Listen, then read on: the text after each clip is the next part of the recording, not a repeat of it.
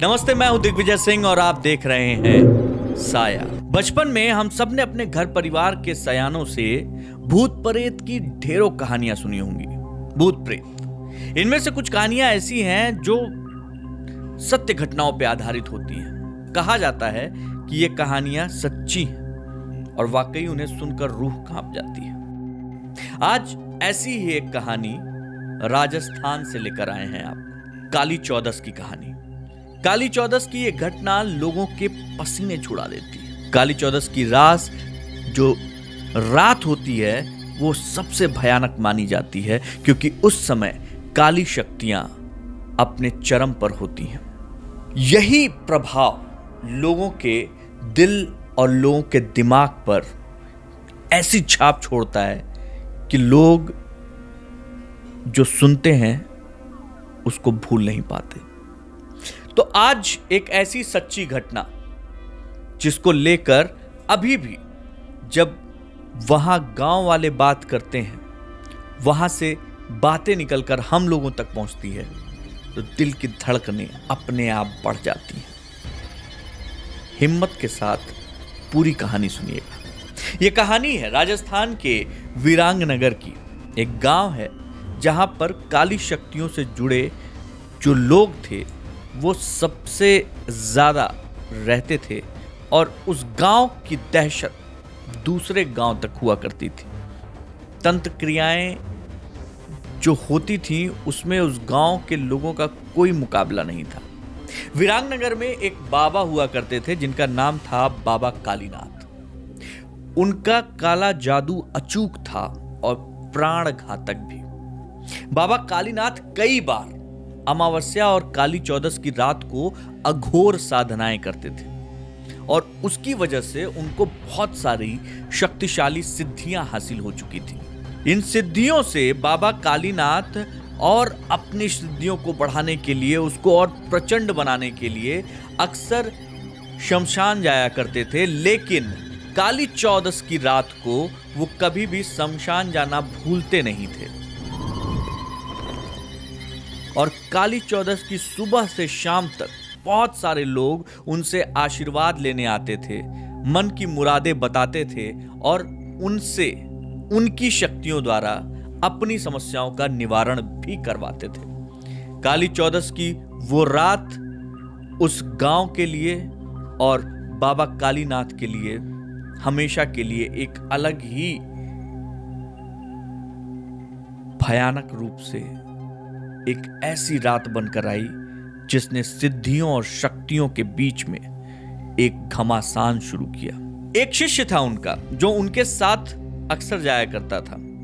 उस रात भी वो शिष्य उनके साथ था और उस रात भी वो शिष्य उनके साथ जाने के लिए तैयार था। घनघोर अंधेरा, मन को डराता हुआ अंधेरा।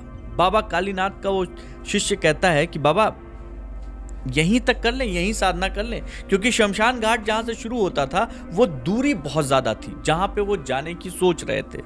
और कालीनाथ बाबा ने कहा कि नहीं यार, आज थोड़ा अंदर तक जाते हैं। मुझे लगता है कि थोड़ा अंदर जाएंगे, अपनी सिद्धि को, अपनी साधना को और ऊपर तक ले जा सकते हैं। शिष्य ने कहा कि बाबा डर बहुत लग रहा है, आज पहली बार मुझे बुखार महसूस हो रहा है अंदर तक, मेरी रूह कांप रही है, ठीक से बोला नहीं जा रहा है, आपसे गुजारिश है, रिक्वेस्ट है, यहीं शमशान घाट के इसी तरफ यहीं बैठ के कर लेते हैं ना साधना। बाबा कालीनाथ कहते हैं कि चिंता काहे करते हो भाई, जो काली शक्ति है उनसे ज्यादा शक्ति मेरे पास है, वो तुमको और मुझको यहां से भगाना चाहती हैं, इसीलिए जो है वो तुमको डरा रही हैं। तो चिंता मत करो, मैं हूं, मेरे साथ चल रहे हो, परेशान मत हो।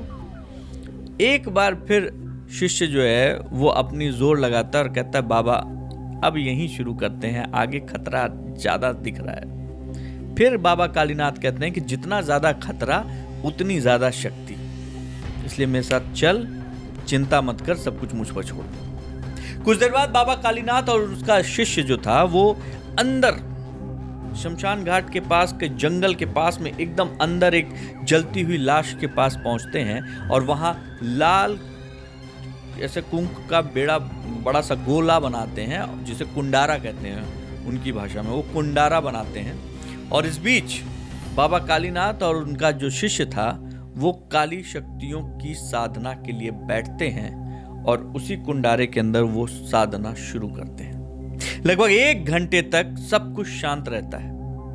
इसके बाद बाबा कालीनाथ आत्माओं को बुलाने के लिए और शमशान को जगाने के लिए आह्वान करते हैं और वो जैसे कहते हैं कि हे काली शक्तियां, प्रेत आत्माओं, जिन, पिशाच, चुड़ैलों, तुम सब आकर अपना भोग ग्रहण करो। आओ और मुझे मेरी शक्ति और सिद्धि बढ़ाने में मदद करो। जैसे ही ये आवाहन वो मंत्रों के द्वारा करते हैं, शमशान में कोहराम मच जाता है। डर और दहशत खुद तांडव करती हुई दिखाई देती है। अजीब स्थिति, जोर का तूफान, चीख पुकार पूरे शमशान में डर की वो तस्वीर खड़ी कर देती है। सब लोग वहां पे तो जो यही साधना नहीं करते थे, इनके साथ में और भी साधक थे जो साधना करने वहां आए थे। जिस तरीके का माहौल हो गया था उस शमशान में, जितने भी साधक थे सब अपनी साधना छोड़ के अपनी जान बचाने के लिए वहां से भाग खड़े हुए। कभी किसी के हंसने की आवाज आ रही थी, कभी रोने की आवाज आ रही थी, कभी आत्माओं के चीखने की आवाज आ रही थी। और ये सब बाबा कालीनाथ और उनका वो शिष्य, यही 2 बचे थे। शिष्य भी एक समय आया कि वो कांपने लगा और गिरकर बेहोश हो गया। बाबा कालीनाथ के सामने अब सभी आत्माएं जिनको उन्होंने आवाहन किया था, एक के बाद एक आती और अपने स्वरूप को दिखाने की कोशिश करती। कोई बाबा का सगा बन के आता, कोई किसी और तरीके से चल के आता। बेसिकली उनकी सोच ये थी किसी भी तरीके से वो जो साधना कर रहे हैं उस साधना में भंग डाला जाए, उस साधना को खराब कर दिया जाए। और चूंकि वो उस गोल कुंडारे में अंदर उसके बाबा कालीनाथ बैठे हुए थे और उनका शिष्य जो बेहोश हो गया था वो भी उसी कुंडारे के अंदर बेहोश हुआ था। इसी वजह से वो जो आत्माएं थीं, जो प्रेत बाधाएं थीं, वो सब उस कुंडारे के अंदर नहीं आ पा रही थी। बाबा अपनी साधना में पूरी तरीके से एकदम मनोनीत थे, एकदम लीन होकर साधना कर रहे थे। कुछ देर बाद बाबा कालीनाथ सभी आत्माओं से कहते हैं कि मैं तुम्हारे लिए भोग लाया हूं, अर्पण कर रहा हूं। उसके बदले मुझे अपनी शक्ति और सिद्धि दो, मुझको और ताकतवर बनाने में मेरी मदद करो। ये बात वो कहते हैं और इतना कहते ही जो सभी आत्माएं आई हुई थी वो चिल्लाने लगती हैं। उनकी आवाज से पूरा शमशान गूंज जाता है। एक तरीके का कोहराम मचा हुआ था वहां पे, वो आवाज वहां पे और ज्यादा तेज हो जाती है। अब जब ये माहौल देखा, चूंकि उनकी आंख खुल गई थी बाबा कालीनाथ की, तो पहली बार उनको एहसास हो गया कि आज शायद किसी गलत जगह पर बैठ गया हूं। यहां जितना सोचा था उससे कहीं ज्यादा शक्तिशाली आत्माएं हैं। अब यहां से बाहर निकला उस गोल कुंडारे से तो निश्चित मारा जाऊंगा। बाबा कालीनाथ अपने साथ लाए हुए बड़े और पूरी का भोग उन आत्माओं को लगाते हैं। कुछ ही सेकंड में अपने आप वो पूरा भोग खत्म, सब कुछ चट कर जाती हैं। आत्माएं और भोग मांगती हैं। बाबा कालीनाथ के पास कुछ था ही नहीं। इसके बाद वो सारी आत्माएं उस कुंडारे पर हमला करने की कोशिश करती हैं। बाबा का जो शरीर था पहली बार डर के मारे पसीना छोड़ने लगता है और वो मंत्र पढ़ना शुरू करते हैं, लेकिन उनकी जो मंत्र पढ़ने की शक्ति थी वो शक्ति कम होने शुरू होती है और वो भी बेहोश हो जाते हैं। और उनके बेहोश होकर गिरते ही वो जो आत्माएं थीं जो उस लाइन को क्रॉस नहीं कर रही थीं, उनकी शक्ति खत्म होते ही वो सब बाबा कालीनाथ और उनके शिष्य को अपना शिकार बनाती हैं। इसके साथ ही बाबा कालीनाथ और उनके शिष्य हमेशा हमेशा के लिए उस शमशान की आहट में समा जाते हैं। अगली सुबह गांव के कई लोग बाबा कालीनाथ और उनके शिष्य को खोजने शमशान आते हैं, लेकिन वहां कुछ मिलता नहीं है।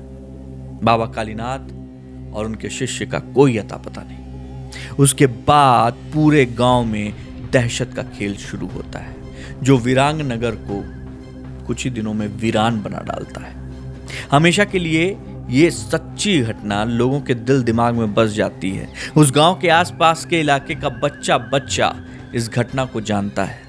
वीरांग नगर से सैकड़ों किलोमीटर दूर तक आज भी ये घटना बहुत सारे लोगों के जुबान पर है, बहुत सारे लोगों की कहानियों के रूप में जिंदा है।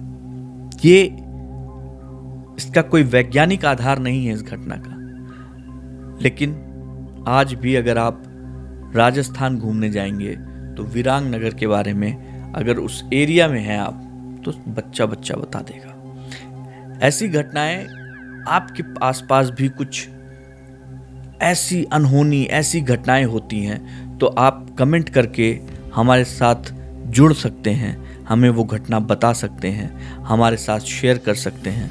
हम उस घटना को यहाँ पर रखने की कोशिश करेंगे। खबर पसंद आई हो तो चैनल को लाइक करना, शेयर करना और सब्सक्राइब करना ना भूलिए।